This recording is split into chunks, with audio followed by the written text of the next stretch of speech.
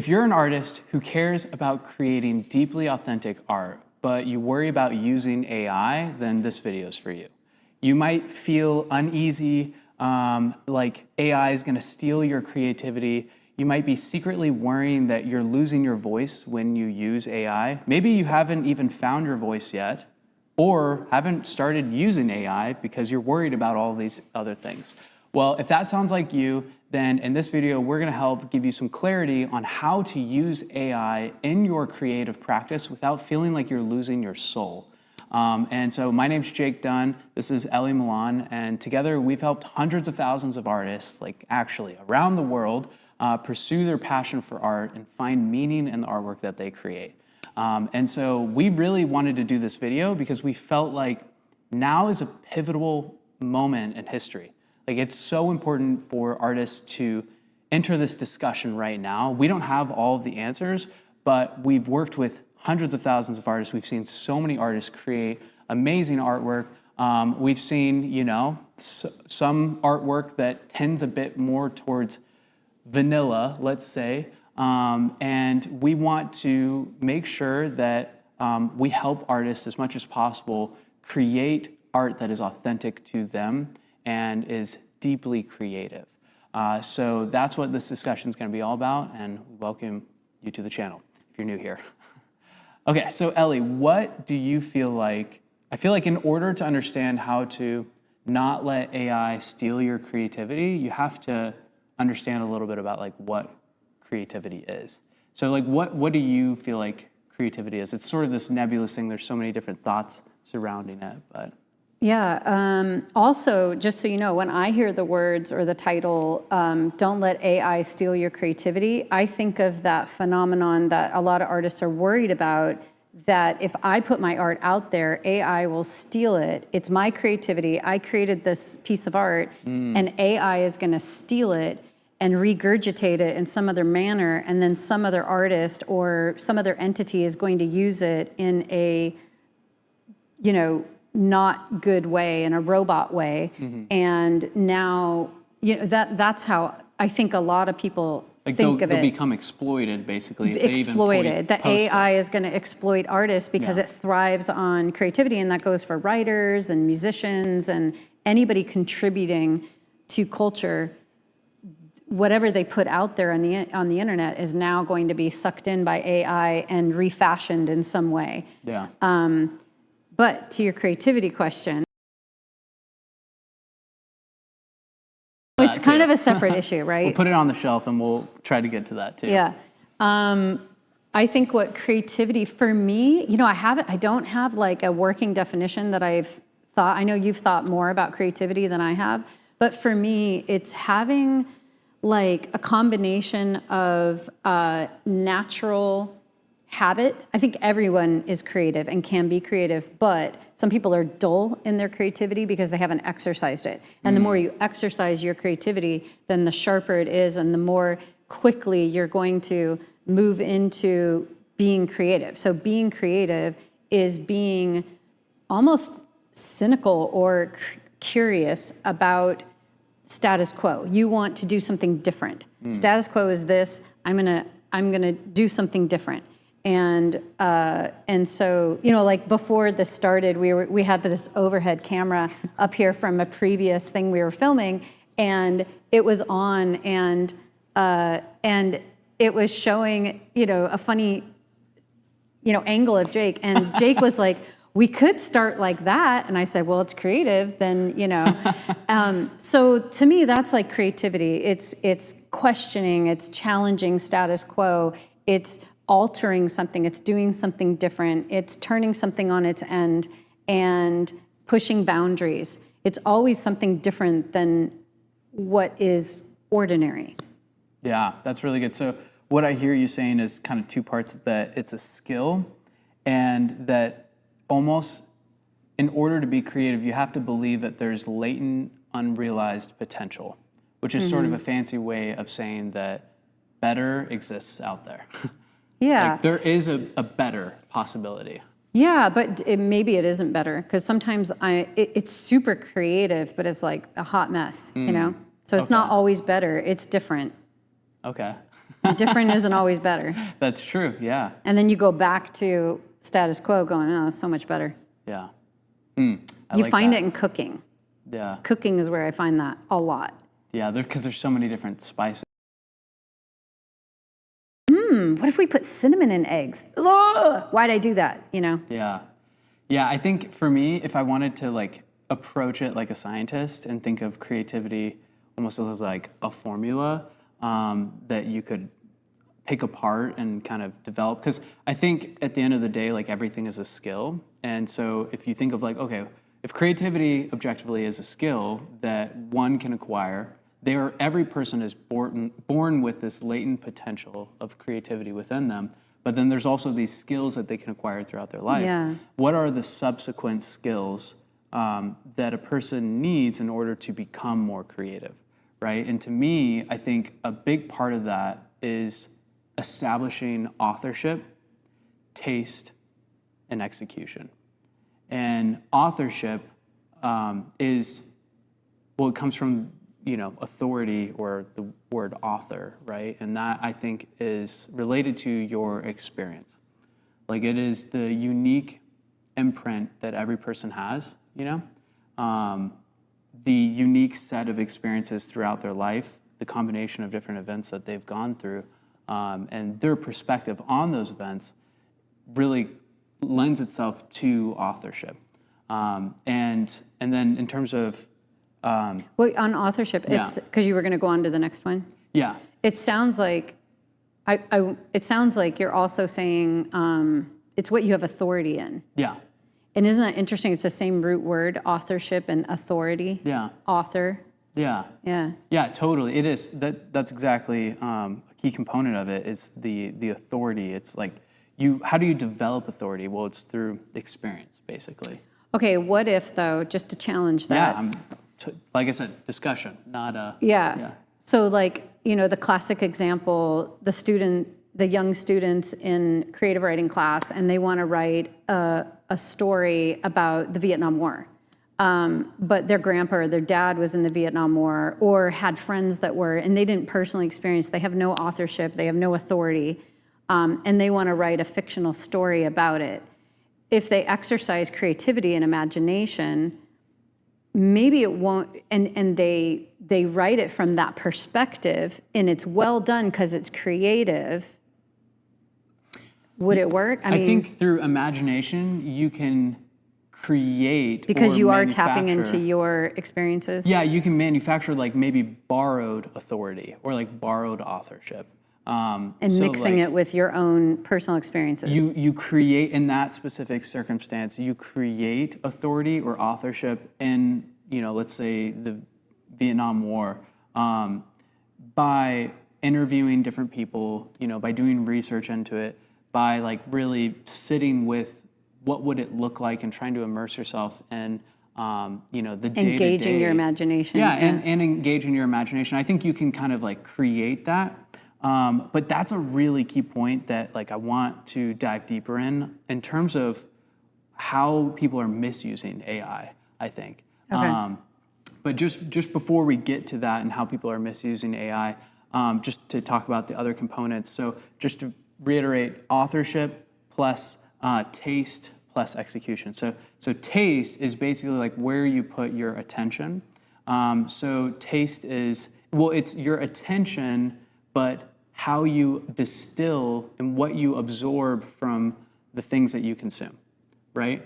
And how you take. There's I think probably several different ways that we could talk about taste, and I don't know exactly like what taste is. I'm really curious to hear what your thoughts are on that. But from my perspective, it's like sort of a distillation of your experiences plus what you consume kind of lends itself to your taste, and the taste is the output of those inputs. And then in terms of execution, this is really like technical craftsmanship, like your ability to take an idea that is fully formed and turn that idea into reality. That is execution. So to me, those are like kind of the working components of creativity. And so the big question is like, where does AI fit into each of these different processes or components of creativity? and how do you like integrate it so that it is a healthy, like, I want to say like thought partner or a healthy creative companion rather than having it steal or usurp your own creativity, you know? By being more creative than you. Being more creative than you? What do you mean? Yeah, I mean, I see it happen all the time. I see some artists that haven't exercised their creativity well or enough. They settle, they get off on the first bus stop of their idea. If they were to paint that, it wouldn't be so great. They engage with AI. AI comes up with better ideas than their first idea. And then they're like, that's a great idea. I like how they did that. And then they do it. Okay. Instead of going, I like the direction this is going in, I'm going to push it further because they're engaging their creativity. They're in a mode of settling. They settled. Had they not used AI, they would have settled. So the tendency to settle hasn't left them. So then when they get a better idea through AI, it wasn't their idea, it was AI's idea that fed off of their first idea. Then they have taste, they go, that's a cool idea, that's a better idea. And then they stop there. And they don't like take it and do something, you know what I mean? Yeah, totally. One thing, just in terms of like AI and what it actually creates that I found really interesting is I feel like AI really in some ways is like a potential mirror of us, meaning, how do I put this? AI in its essence, in terms of a large language model, the goal of it is to predict what the user wants. So it is based off of what you're telling it, trying to predict what you want out of it, right? And so in a lot of ways, then, what you tell it, like AI over the long run becomes sort of a mirror of yourself. But when I say it's like a potential mirror, it's a mirror of the potential that you have in some ways. Like not all the potential, but using the massive context that it has and predicting based off what you put into it over a consistent period and what you end up liking versus not liking by telling it your preferences over time, it creates this potential mirror. And so with that, like I have an interesting concept that not all the ideas that it outputs are necessarily its own ideas. Like it doesn't have its own ideas. It's this sort of like amalgamation of like all of the internet and everything that it's ingested, all the books and et cetera. And it filters all those things through you and like your input. So anyways, it's kind of this like weird nebulous deep concept, thoughts. but I want to be clear too for the audience, like I use AI a lot. This is not an anti-AI podcast, right? Or pro necessarily. Or necessarily pro. It's like a cautionary, I guess. Yeah. I've felt... It's a discussion that, you know, we're all in the thick of this discussion. I'm sure you watching this have thought, you know, I don't know very many artists that are like full like bore, no breaks whatsoever. Oh my gosh, AI is the answer to everything. And I have zero flags up at all. This is fantastic and just goes for it. Like shouldn't be worried. Yeah. Every artist I know is like dipping toes, having a taste, you know, and meanwhile in the back you're like, I don't know. Is this the beginning of the end? Is this going to replace me? Ultimately, is like what a lot of people. There's a lot of fears. Yeah. There's a lot of, and I have a lot of thoughts on that. Maybe now's not the time, but at some point I want to get to about. I don't know. I'm having, because I use AI as well in business and in my creative process. And so I have worked through a lot of this and I've kind of drawn some conclusions where I'm at. But again, I could change my mind. Yeah. I mean, a year from now, I might be starting a revolution against the robots. I don't know. Yeah, who knows? You'll have to stay tuned. But I mean, I go through this vacillation. Like on one side, I feel like, whoa, this is just so helpful. I can get so much done. I love using this. I'm just cranking out tons of work and getting so much work done. And then on the other hand, sometimes when I go too far, then I feel like, man, what is any of the stuff that I'm actually like producing in terms of like the strategies and stuff? Is it even me, And that's where kind of, I don't know, I felt like this would be a good topic. It's like that. It's you. Yeah. It's you. You know why? Because like we brainstorm so much, and almost all the ideas that we choose to execute come from discussion human to humans. Yeah, it's true. I can't think of a single thing we're executing that you're like, chat gave me the greatest idea today. Yeah. Yeah, and that's... It's more about a refining of an idea that we have. Or, what are the pitfalls here? What do I need to look out for kind of things. It's more of a soundboard, I think. Yeah. Yeah, and that's where like that struggle, that tension is ultimately led me to like a framework that I want to share with all the artists at the end of this that's really helped me a lot in my own creativity with AI, and I feel like a lot more at peace with how I use it now, where it amplifies me so much and like helps, but I'm still at the core of everything that I'm producing and able to do so much more, so. Yeah, something that's helped me lately is because just like you guys, I vacillate. There's some days where I'm just like, oh my gosh, this is getting scary. And then other days I'm like, oh my gosh, this is incredible. So I'm all over the place sometimes. But I've been thinking about this a lot lately, and sort of a revelation that I've had that has made me feel better is, really what we're talking about is control. And really what we're talking about is giving up agency. And really what we're talking about is becoming anti-human, And so, and if we're anti-human, we're kind of anti-God. Wow, yeah. And so that's the fear, and that's, I think, at the heart and core of these questions. So you cannot talk about AI without thinking about spirituality. Even Elon Musk is talking about spirituality, and he was a staunch atheist for many years. Yeah. And he's sort of changed, I think, through his development of Grok.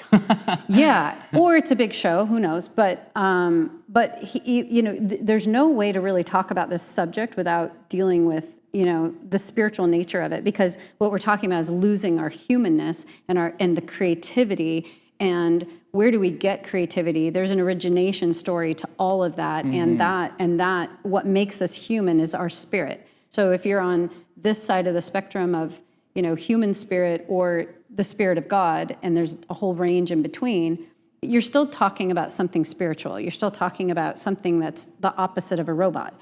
So we're dealing with losing agency and control of that.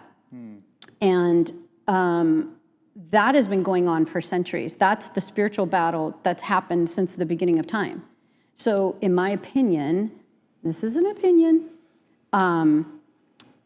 school, institutions, government, all those things have AI'd us and controlled us, and we've become sort of enslaved to these entities. And that's what we're worried about, is becoming enslaved to AI, right? And losing ourselves.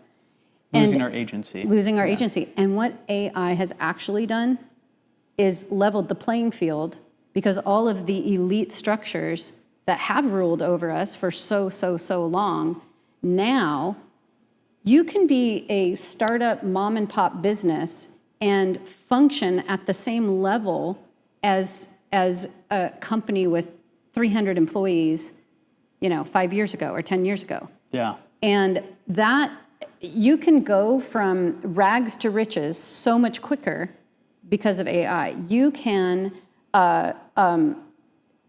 navigate through knowledge and understand things that you would have to have like a degree at, some Ivy League college to get, and so it's leveled the playing field, and what it ultimately does is empower people. It's a populist movement, and it empowers individuals. And because it empowers individuals, I'm led to believe we're not losing agency, we're gaining agency. Yeah. As long as we have multiple different options in terms of the AIs. Yeah. No, it can't all go to one thing. Yeah. And it can't, and this is, I think, where it's in the nuances. It's not so black and white. If we as humans, and I think because all of us don't want to lose agency, we navigate the AI journey, like the things that I think you probably want to talk about, with wisdom and without losing ourselves. Yeah. And if you have yourself already, you won't lose yourself. Yeah. Those that don't have anything yet, they're just wandering, lost people, They don't have the confidence in their own story. Right. Yeah. Because I'll just say this last thing and then let you, talk.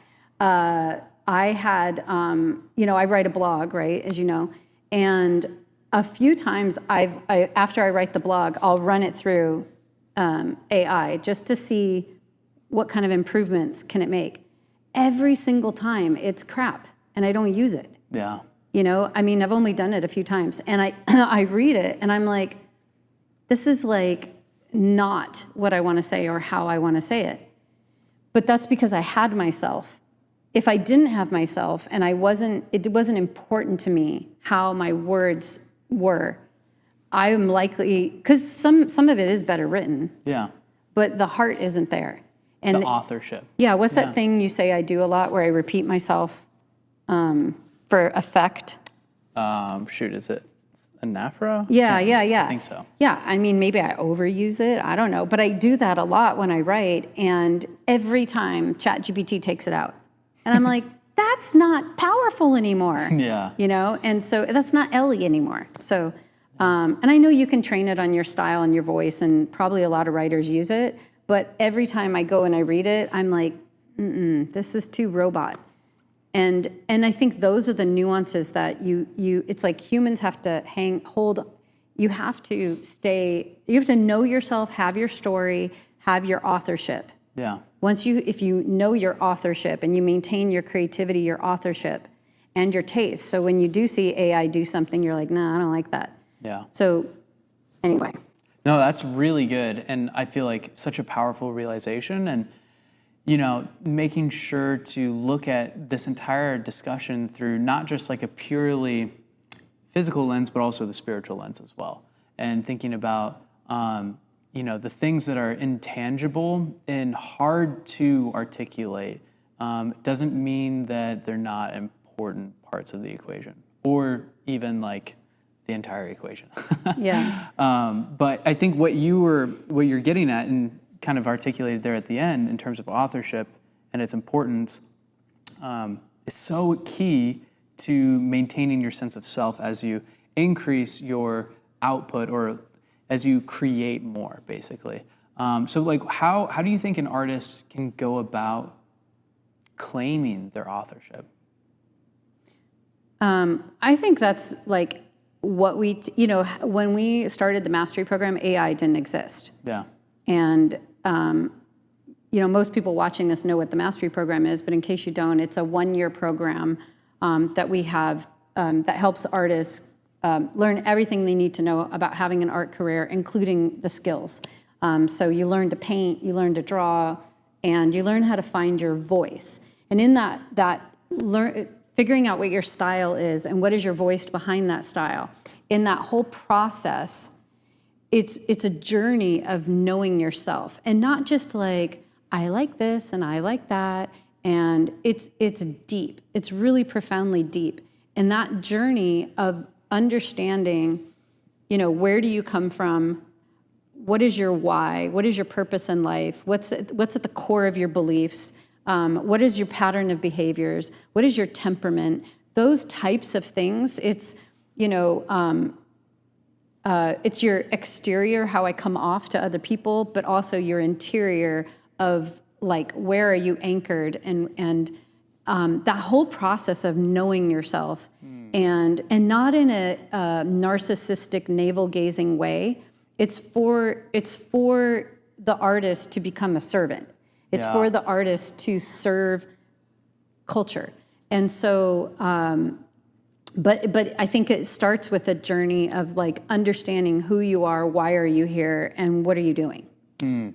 So do you think authorship is like the most important part and piece of the puzzle within creativity, let's say, if we adopt that framework? Yeah, actually, when you were sharing it, what I was actually thinking is taste has authorship, execution is authorship.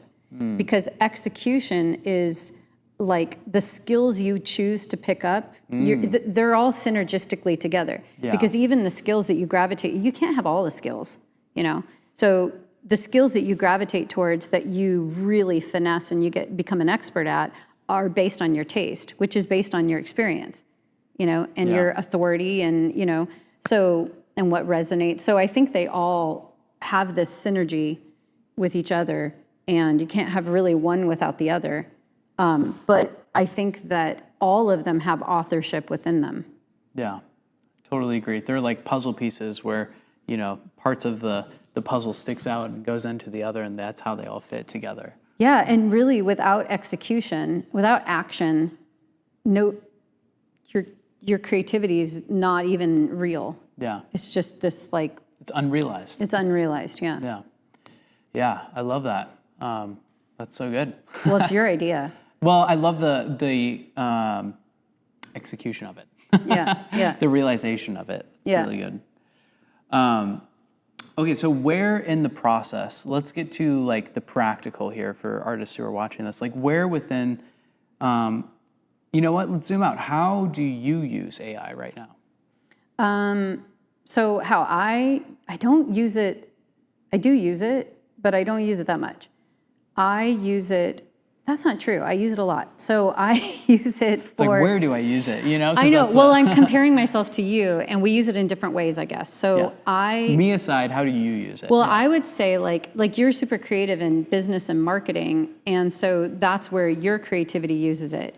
And where, as an artist before, the gap or the struggle is finding photographs or form. It's the search of form for me.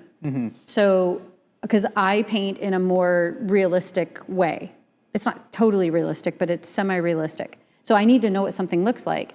And as I age and I'm becoming a better artist, I'm able to like use my imagination more and actually paint from my head more. But I'm not there yet. And, you know, I applaud the people that can. And it is a life goal for me. I want to get there, but I still need to see what things look like. And so that's what I use AI for, because there are, and so for the artists that think like that's cheating and, you know, well then using photographs is cheating. We should all paint from our head, I guess, you know? Yeah. So if I want something to look real for the mood or the effect I'm trying to get, I need to know what it looks like.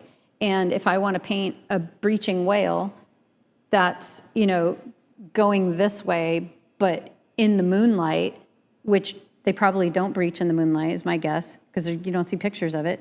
But I don't want to paint it. You know, AI will show me what a whale looks like breaching in the moonlight. Yeah. And I can see how the light is on it, because I've never seen that in my life. I've seen a breaching whale maybe once or twice in Mexico, but it was, you know, in a second. Yeah. And so I only know what that looks like by looking at photographs of photographers. And then you're like, I stole the photographer. I'd rather steal AI stuff than a photographer. Yeah. But AI stole it from the photographer. So I don't know. Maybe we should pull that off the shelf that that we talked about earlier, of like artists' fear of putting artwork out there. Yeah. And having it ultimately just be exploited by AI, ingested into an algorithm, and then regurgitated through someone else's prompt into someone else's inbox. Like, how do you feel about that cycle? Well, how I personally feel, people will disagree, but I personally feel like it's totally legit, because I am not hung up on thinking I have unique ideas and they're all mine. I'm very realistic that we all borrow from each other. And so Austin Kleon's book, Steal Like an Artist, to me is the truth. And we all steal like an artist. And AI is the biggest steal like an artist you ever met. So they don't take a photographer's photograph and just spit it out at you. And it's changed, and they stole another photographer's, of the moonlight, and another of the water, and another of this splash, and another of this part of this. I don't know. It's like how many photographs are mashed together. Yeah. And so you really can't claim that. Just like you can't claim your idea that you're painting right now is all your own. I feel like it matters more when people have less taste. Like, if you're more offended, that, like, I feel like it's a reflection of the other person who is saying, give me a Wes Anderson style poster, and then painting that, with these specific things. It speaks more to their taste and that or their own style, that they don't have their own style, than it does to the process is broken or the system is broken. Does that make sense? Like, it's not the tool or necessarily like the construct that is flawed. It's the individual not having the skills and the taste and their own style, and relying on someone else's developed style and voice in order to. But it depends on how you do it. Yeah, but exactly, it depends on how you say it. Like, if you just copy Wes Anderson's style, you have like the orange and the blue and, the 1980s vintage look, everything's symmetrical, blah, blah, blah, like shot on specific cameras, etc. And you copy the exact style and you don't add anything else different to it, then it's not creative. Right. But if you take different components. You got to break status quo. Yeah, if you take like the colors that he uses and maybe like the 1980s look, but then you do totally different scenes and it's asymmetrical and it's set on a different planet, and it's all about dinosaurs. It's all about dinosaurs, right? And I don't know. Yeah, well, John's a good example of that. Yeah. My husband John although he doesn't use AI, not because he's against it, he just can't figure it out. But and I guess the drive isn't there so much, because I have shown him a couple times, and he's like, "Whoa, that's so cool!" And then he'll go binge making videos. You've seen his mashed up videos. Yeah. And then he forgets how to do it, and so then you won't see the videos for a while. But anyway, he does borrow a lot. That's kind of his shtick, is that he's always looking and absorbing, through taste, lots of different genres and things, and mashes them all up in crazy ways, and then comes up with these like insanely creative things. But you can look at it, and it's creative, but it's also so lovable, because you're like, I recognize that, and I recognize that. Whereas another artist, it might be, very unique, and you kind of haven't seen it before, but it might not be as lovable because there's nothing that recognizable in it. Yeah. I mean, both are great. You don't relate to it as much. Yeah. Both are great, but it's like, I don't think that stealing and borrowing other people's styles in a coy way and changing it, and like your example of the Wes Anderson thing, I think that can be very effective and creative. And we've been doing it all along. AI is not really changing that much. It's just making it that much more accessible, basically. Leveling the playing field, exactly.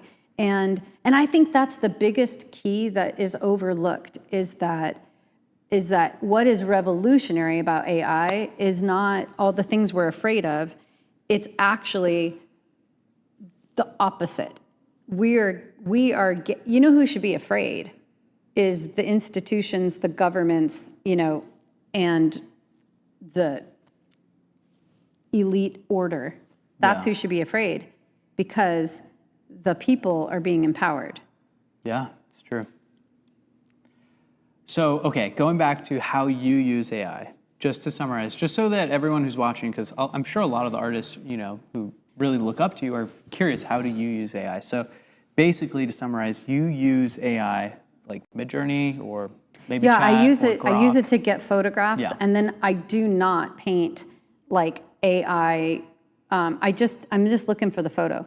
So like, for example, if I'm doing an octopus with marigolds around it underwater with some glowing lights, I need glowing lights, marigolds, underwater octopus. And then, so I get all those images.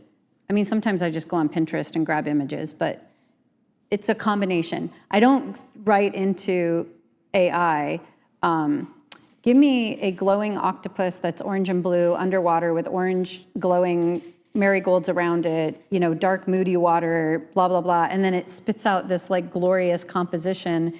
And, the octopus has only 8 tentacles and, and then I get to paint it. I don't do that. I put it into a program, Pixelmator, and I make the composition, I blend them, I figure out what I want where. I go back and I'm like, that doesn't work, I'll grab this other thing. I basically use it for photographs. So in the execution of that part of the process is like really important to you to have that not outsourced to AI, basically, of like assimilating the actual source. Well, AI can't do it. So the question I have for myself is, if AI could do it, and AI was able to make that composition better than I could in Pinterest, in the program, would I be tempted? I feel like it would be like my blog. I would run it through, and I wouldn't be satisfied with it, and I would go, I could do it better. Yeah, but do you think if you were satisfied with it, if you authored it? Like you came up with the idea, and it's your taste, but the AI executes your idea plus your taste. Maybe it's like trained on your style over time. Yeah, too. or I plug. I mean, AI is going to get better. It could get to the point where I upload all my art, and then I'm like, spit me out another octopus, just a different composition. So how do you feel about that? Because I feel like that. I mean, I think we're already there. Like it could be. Yeah. Well, is art all about the image? Because what we're talking about is image. Because then there's the execution of the image. There's the brush strokes. There's the color. There's how you do it.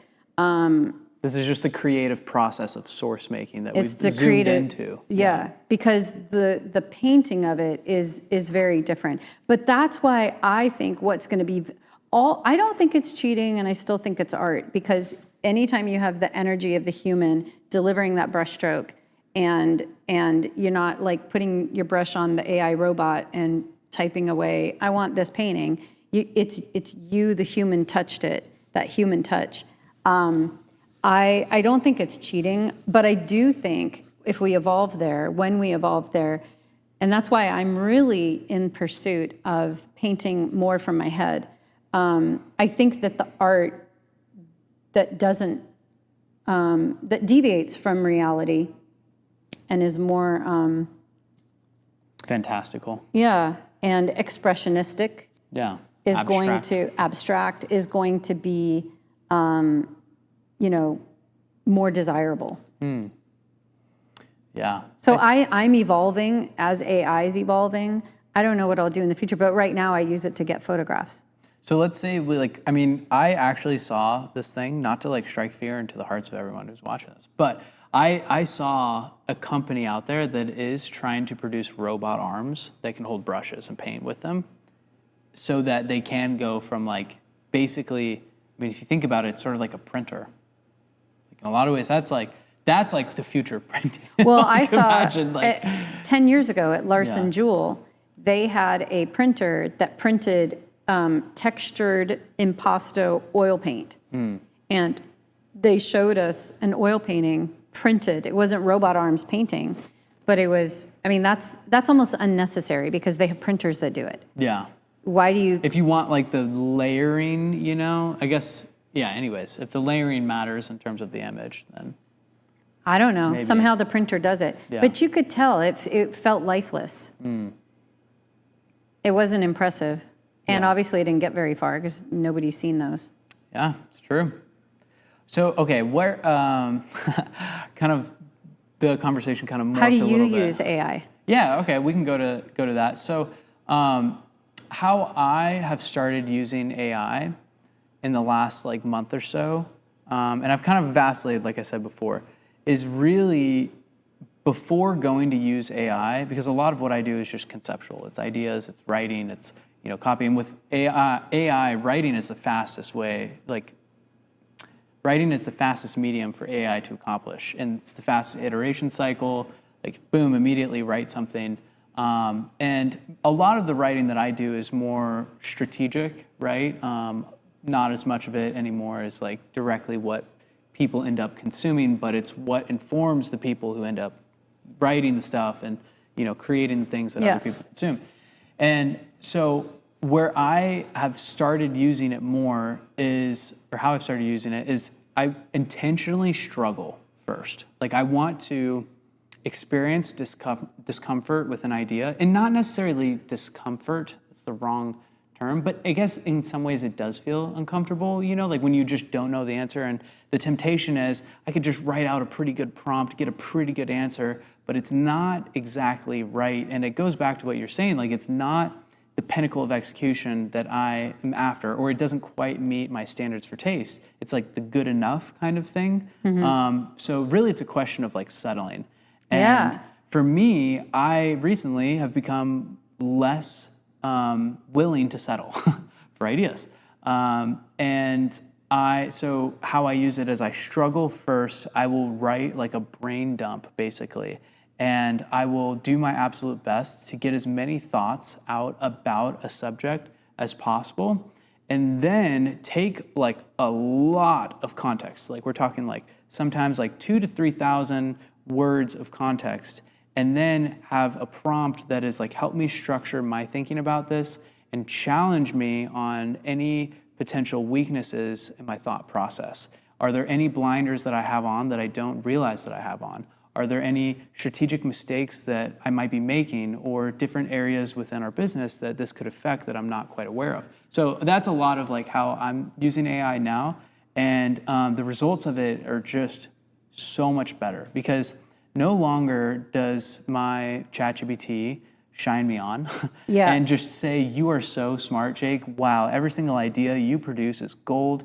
You've done it again, buddy. And you're like, oh yay, settle. I'm like, is it just saying that because it thinks I want to hear that, or is it really, does it really think that about my ideas, right? But now instead, it goes straight into like, here's what's strong, and here's what I think needs refinement, and here's where I think you're totally wrong.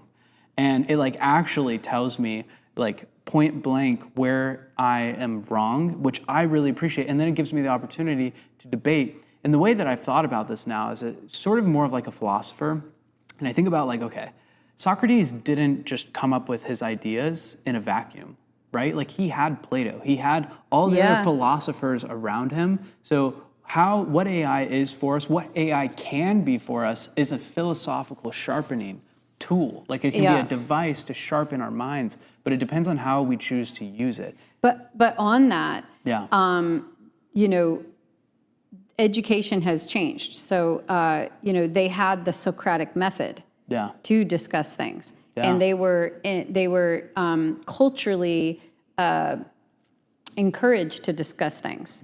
Okay, and I mean, all of ancient Greece was about that. Well, until they weren't in Athens. Who was it? Socrates who they killed, or I don't know, one of them. But anyways, Well, but even like, anyway, we don't have to go into history, but but the main issue now about AI, I would say, is it's the bus stop. It's like I'm still at the first or second bus stop with AI, because all the ways you know how to use it, I'm like lost. I'm like John. I'm like, no, I don't know. And I'm like, ChatGPT, what's a good way to make brownies? Like that's my use of AI, other than getting photographs. So an evolved Google, basically. An evolved Google, and that's, I think, most people, that I know of that are my age, and most people that I know that are my age, I'll say, I mean, like Barb Gomez was just here, and she was like, she was asking me something, and I go, well, I don't know, ask Chat. And she's like, oh yeah, I always forget about Chat. And then, her and Carlos are sitting there, typing away, and then they're like, oh, and then they read it. That is where most people are at. And the problem is we have a pitiful education system, because our education system is a mirror. Everything's a mirror, even chat, right? It's a mirror of that control, right? And so it's actually, I'm really starting to think AI is here to actually liberate us, because when you have given up your entire concept of what life is to an education system and parents that are from that education system and their parents are, and so we're all in this like, you know, echo chamber, okay? And so they're like, AI is just going to become an AI echo chamber. Pfft, we've been in an echo chamber for centuries. Yeah. Now we're finally getting out of an echo chamber because we have access to each other's heads. So the real education, they need to just eradicate all education systems. And they need to now teach humans how to use AI as their, not their butt kisser, but their... How to think critically. How to think critically. Yeah. And we're going to finally go back, like everybody can have Plato, Socrates, and even more geniuses, right, around them constantly, like elevating their thought. And because we have the human spirit, because we have creativity, and because we have agency and purpose, what can we do with that? Yeah. It's amazing. You know, and the other thing I was thinking is AI is like a perfectionist, you know, so we no longer have to be one. So that's another way that we're liberated, because we just get to be messy idea people. Yeah. And ChatGPT will clean it up. I just found this app the other day that's called My Mind. And it's sort of like a Pinterest without ads, but like something that you can just send any idea, thought, you can highlight text anywhere on the internet, and then just click add it to My Mind. You can add any picture that you found, add it to My Mind. You can add tags and stuff to it, but it'll automatically, using AI, scan all the different things that you add to it and create this like beautiful Pinterest-like grid with all of the things that you, anyways, I'm just, you know, thinking of AI, it's like a direct application of what you're talking about in terms of creating a beautiful, organized, it's functioning. Like, it's been sprung loose. And that's the other thing is like a lot of people are worried about AI becoming, we're literally on the cusp of the most incredible times the world has ever seen. Yeah. The most positive, amazing, beautiful, fantastic, liberty-loving times are ahead, because you can't control AI anymore. You just can't. It's done, turned loose. You know, it's gone. And so the cat's out of the bag. The cat's out of the bag. Just like you can't control blockchain. Just like you can't control, like the whole currency thing is falling apart. It really is, because, and it's okay because we got blockchain. So these are technologies just like the internet. Okay, maybe if you live, you know, in a place like North Korea or whatever, they can control the internet. But then there's bound to be a dark way, a dark web that because nobody can control the idea. The idea is here. The idea for AI and the method around it is already here. So somebody, even if they do try to control it or infiltrate it or, you know, twist it, you know, there's always a way out. There's going to be, because it's technology, you know, it's ideas. Yeah, it's so powerful. And I think it's so important to have an optimistic outlook too, you know, like there's so many, and I mean, if you think about it too, I'm incredibly cynical of anything that I read online because I know that humans have a negativity bias and companies exploit that and, you know, exploit like, you know, all the different advertising platforms out there are monetizing attention. And how do you get more attention? By proliferating more negativity, right, on the platforms.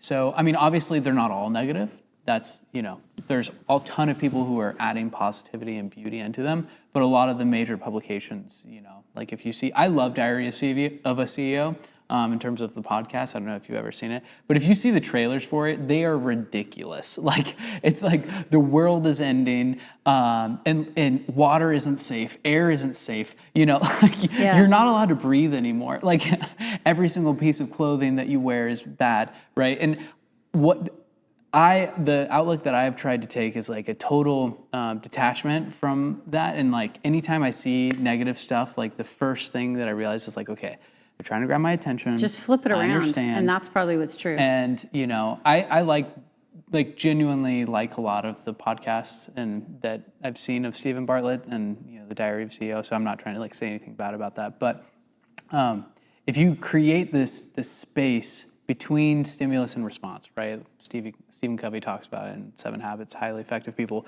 You create that space, the detachment, and allow yourself to not become immediately reactionary to it, then you'll find, I think, that there is a lot of hope and joy and reasons to be optimistic, as long as you're not purely consuming negative news.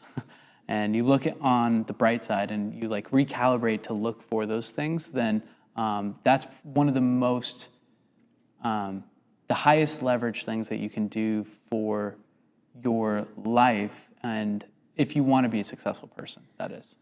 So you've talked a lot about like what are the things artists should do, and how we should be, and what are some good ideas. But what do you see artists doing that you think is losing agency and is sort of utilizing AI in the wrong way? Well, I think where AI is stealing their creativity. I think when people use AI to come up with the prompt and then use the prompt to... What do you mean by that? Okay, you can type in there, I want to create a super beautiful underwater painting of a turtle, but I don't know exactly how to prompt Midjourney to create this. Can you help me, give me a few different variations of prompts that will result in a beautiful underwater sea turtle painting, right? Basically, and what it boils down to is the authorship part of it. That's where I think people are going astray with it, is they don't take the time to develop their own authorship over their life. They don't take the time to reflect and think about what is it that truly matters to them, to refine their own taste. And then on the execution side, we can always be better executors in terms of like skills and how we paint. And, I think on the source making, it makes sense in a lot of ways to utilize AI in the execution of source making. But in terms of painting, it comes down to skills, and artists who paint AI looking images, who don't seek to understand what true proportions look like and develop their taste and then paint it semi-realistically and without a true style. Yeah. So. And they always have long necks, skinny arms, and 6 fingers. Yeah, for now, it's only getting better, Pretty soon, I think the proportions thing, or maybe it already is fixed. What about for artist business? Because I think social media and being a real person, a lot of artists are afraid to be vulnerable and to really put themselves out there.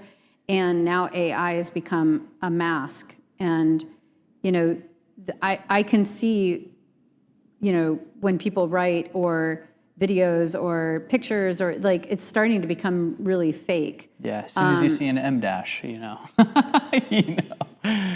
there's a... I don't know what that is. It's just the longer dash, Chad has been here. I get Chad is addicted to M dashes. I've actually instructed it in all caps. Never, ever, ever use an M dash in any of the writing that you create for me, because it's addicted to using M dashes. Anyways, but... I know what you mean now. Yeah. Okay, so I don't know, I see people suddenly there are these amazing writers, and they used to have these raw, clunky posts before, and now they're all polished and perfect. Mm-hmm. And but I think it's kind of a phase, and artists really do want to be authentic, but I think that's a danger zone too when it comes to business, is losing where artists feel insecure, which is usually not around the creating of the art. It's more in the business side of things and social media, and those are the areas where they feel insecure and they can't put themselves out there, and where they're gonna just use chat for everything. And chat wrote their bio, and chat wrote their artist statement, and chat wrote their posts, and chat wrote their website and Yeah. and they have a cookie cutter business. Yeah, that's basically what it is it comes down to the authorship component of it. And also, I think there's this like a great case for, okay, instead of talking about the problem too much and agitating it, in my opinion, the best way to use it is brain dump, prompt, and then refine what it gives you. So like you have it create some sort of output that helps you, that is structurally based off of what you gave it. So if you're like writing a story, you give it the story. And this is if you don't enjoy the process of writing. Because I think like if you enjoy the process of writing, how I think you should use it is more of, it is an interviewer for you. Like, I want to be the sole writer. I want to have the voice be solely mine, but I want you to act as an interviewer for me.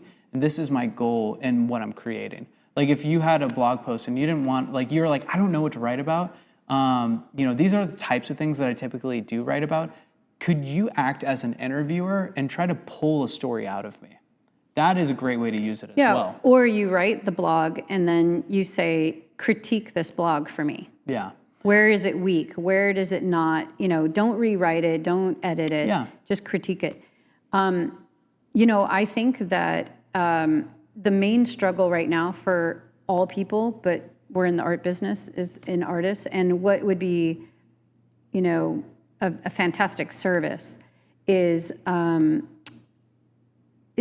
how to really use AI, because it comes out of the box. The Furby comes out of the box with like a basic knowledge. Yeah. And, even Siri, my Siri's dumb. All Siri Siris. dumb? All Siris are dumb. Okay, just so you well, know. my Siri's extra dumb. It's non-functioning. I can't Yeah. even make a phone call for me because I haven't trained it right. You know what I mean? And so my chat is also dumb. My chat just hardly can function. And I haven't even used the business one. I know I have an account there because I'm scared I'm going to make it dumb. Well, don't worry. It's not like a shared chat where like it's like a shared brain. Because I'm like, I'm going to start hearing in our meetings, what happened in my chat? It got so dumb. Oh my gosh, sorry. That's me, my bad. So I haven't used it. So I just used the free one. Yeah. Because anyway, I think that especially older people that are less up on these things, at least that's what I need. I would love to have a Chat GPT or Grok or whatever that is as adept as you. Mine still kisses my butt and tells me what I want to hear. Yeah. Even when I tell it not to, it's like, yes, I love the backbone. I'm like, you're doing it again. Yeah, I mean, what you're talking about is like a custom GPT or fine tuning, basically. That's what they call it in the AI world. It's like fine tuning. It's like, training the model to work a specific way, because all the models are built to be general. Yeah. Right? They're built to like service. I mean, not all of the models, but all the big models. But I totally agree. So that's your next business venture, is to train AI assistants for artists in the right way. Yeah, maybe. Give every artist a team of Socrates and Plato's and. Yeah. I feel like, okay, so I want to go back to the artist who's watching this right now, who might feel overwhelmed, and hopefully, the goal of this isn't to like make you feel overwhelmed, but hopefully create some new neural pathways. I was going to say create pathways, some new ideas and concepts and thoughts surrounding this, so that you can form your own opinion, so that you can take your own authorship, your own authority over this, and over this concept for yourself. And what I want to ask you, Elli, is like, who do you think actually needs this help? Like, who, at what stage of their artistic life does someone need to start thinking about this? About AI? Yeah, and like how they use AI. Because I feel like if you're an artist who is an absolute beginner, who like doesn't even know how to utilize a medium that much, like you're focusing on the wrong thing. Like, okay, I guess I'll answer the question, because I don't want to like ask such a leading question when I have an opinion on it. I'm looking for a specific answer. I'll just give it. Okay. My thoughts are, if you're a beginner artist, don't focus on leverage, right? Your leverage comes from your skills and your ability to actually execute. So you want to, in the beginning, focus on the execution, and then you want to focus on your taste, and then you want to focus on your authorship, I think. And it's kind of like the process is backwards in what we talked about. Like we really should have said, creativity is execution, it's taste, and it's authorship. But how you want to go about learning it is in those 3 steps. You want to learn first how to execute, second how to develop your taste, and third how to become an author that really has an opinion that matters.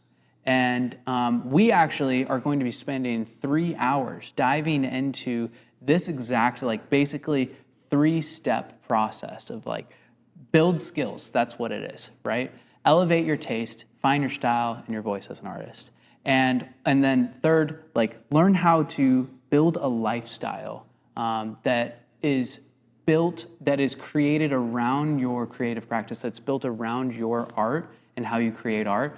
And it's going to be completely free. It's not going to be here on YouTube. So if you want to join that, we actually have a link in the description of this, and it's going to be just before the New Year's. So it is right in time. We made the most simple landing page ever. All you have to do is just put in your first name, last name, and your email, and you will be registered for a 3-hour live that we're going to do on December 30th.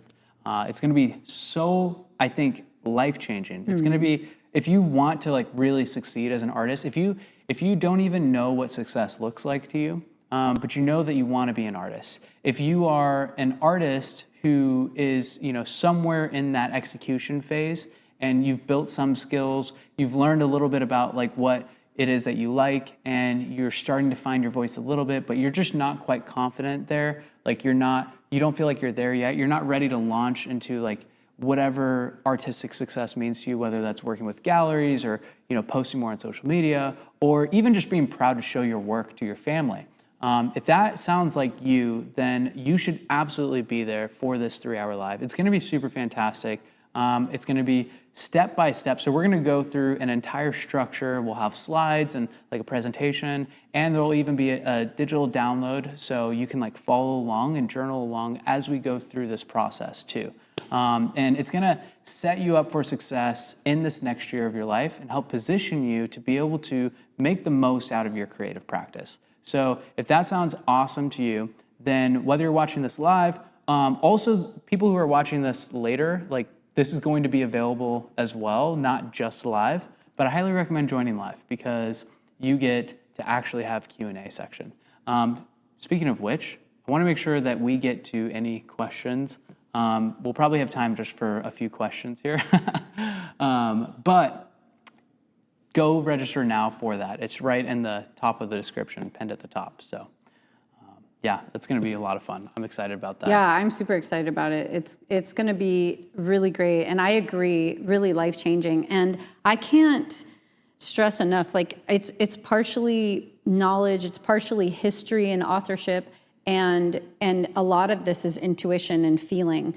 I just know that we are on the cusp of something really big, really great, and getting yourself in position into a creative lifestyle, really creativity will rule.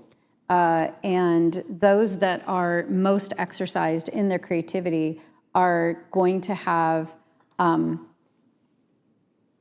the best time, are going to navigate the future with the most ease and the most fulfillment and the most richness. So I'm just super excited for, for that 3-day. It's on the 30th, right? Yeah, sorry, I'm just looking at the chat. It's funny. Yeah, it is on the 30th. I just picked a time. It's 1 p.m. Yeah. So we're going to do it 1 p.m. Eastern on the December 30th. But there will be a recording of it as well. So Freedom Hacking wants to know, do I get arms like Jake if I start painting? Yes, this is actually all painting. It's just I use weighted brushes. And we actually sell weighted brushes if you would like some. I'm just kidding. We don't. Okay, let's look at the comments now. Okay, Mary Coates wants to know, where's the line that you both think artists may cross over from a fair way of using AI to an undesirable way artists should use it? So where is the line, I guess? Going back to, we kind of talked about this earlier, but just to reiterate, like, where do you think the line is? I think the line is up to you. Yeah. That's your authorship, right? You know, you and your taste, honestly, and your execution. It's up to your creativity and what you believe. And I don't think we should judge each other on where that line is. I think it's an individual choice. I do see a lot of people, not a lot of people, but I do see some people judging others when they do use AI. And what it does is it creates this superiority vibe that's been in the art world. We really try our hardest to keep it out of our community and not foster an environment where artists can feel superior over another. And because really we're all in our journey and we're all at different parts of our journey. And so for me, that line right now is where I want my artwork to feel like me, to look like what I would create, and I want it to be impactful and felt by others. And I use AI as a tool to get photographs that I can use to paint from, and that's where my line is. But I don't want to judge, you know, where that line is for somebody else. I think it's really up to you, and you're the one that decides. And that's within reason, right? Because we can look at an artist and we can see, wow, they are clearly copying this other artist, and we all know, wow, they're copying that artist. They haven't. I don't want to judge them and go, you know, wow, what a terrible person. I might have the judgment that, wow, they're copying that other artist, but I also can recognize they're on their journey, and this might be a part of their process or evolution towards finding their own voice. And so I might say something like, wow, that looks a lot like this other artist. You know, how can you push the envelope more? How can you make this more your own? But I don't want to judge them. It's not like it's shameful. It's just, you know, they're on their journey.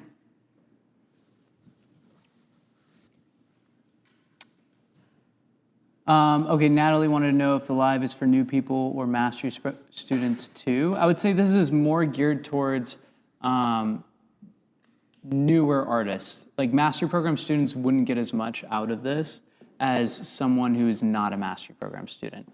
That being said, if you feel like you're lacking clarity or direction, then this would be really helpful for you, this live that we're going to be doing. That's a good question. It is, yeah. Okay, any other questions we'd love to answer? Jamie says, thank you for this discussion, so interesting. I think AI can be a start but not a finish. I agree. A resource to further your creativity but not end there. I think if you were just publishing things that AI generates without editing it at all yourself, then I feel like that's just content. It's not art, you know? Like that's, if the goal is, you know, okay, I don't know. There's a whole other topic that I wanted to talk about that we didn't get to. No, Dimitri's gonna get mad at me if I don't go home soon. Okay. We might have to do more podcasts because this was fun. Yeah. And it's been a while. What is the best source for good images of people not using AI? I don't know. Because, you know, I guess take your own photographs, go to live studios and, you know, sketch. Those are the only two ways I know if you need to look at something. There's royalty-free sites that you can just look up. If you're opposed to asking chat what they are, then you can, you know, Google it.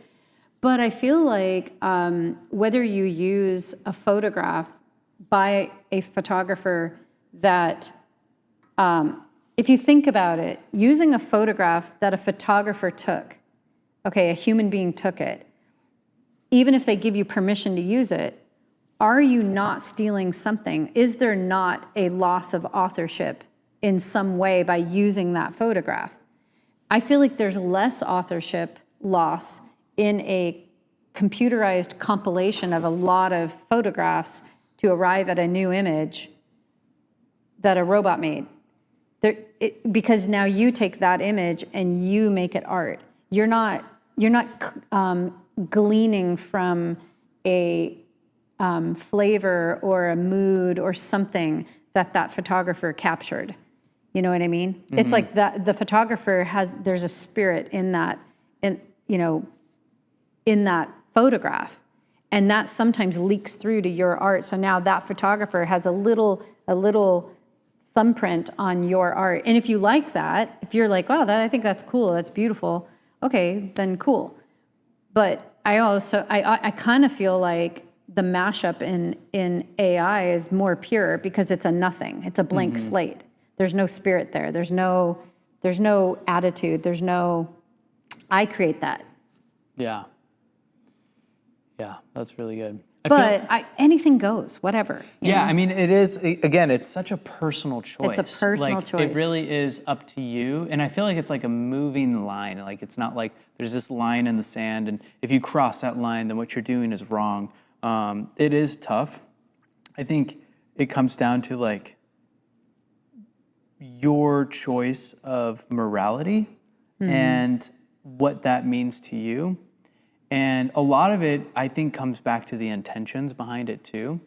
Like if you really love the process, then the process, you shouldn't use AI as much. Like you love the process. So or you would figure out a way that it aids you in the process, but doesn't steal anything from you in the process, Yeah. Not steal, but remove components I think it's of it. totally great and fine to not use AI at all. Oh yeah, totally. I don't know that you can tell if an artist is using AI with agency, with authorship, and being creative with it, and then an artist isn't using it at all. I don't know that you could tell the difference. Mm-hmm. It's really preference. Yeah. I don't know that since I've been using AI to get photographs of things that I want, can you actually see any difference in my art? Yeah, that's a good point. I feel like the most important takeaway to me is that all of the requirements, all of the fundamentals still need to be learned. If you want to become an excellent artist that has an actual longevity to your art and really truly enjoy the process of creating, then you need to learn how to execute. You got to have the skills. You need to elevate your taste. You got to have the style.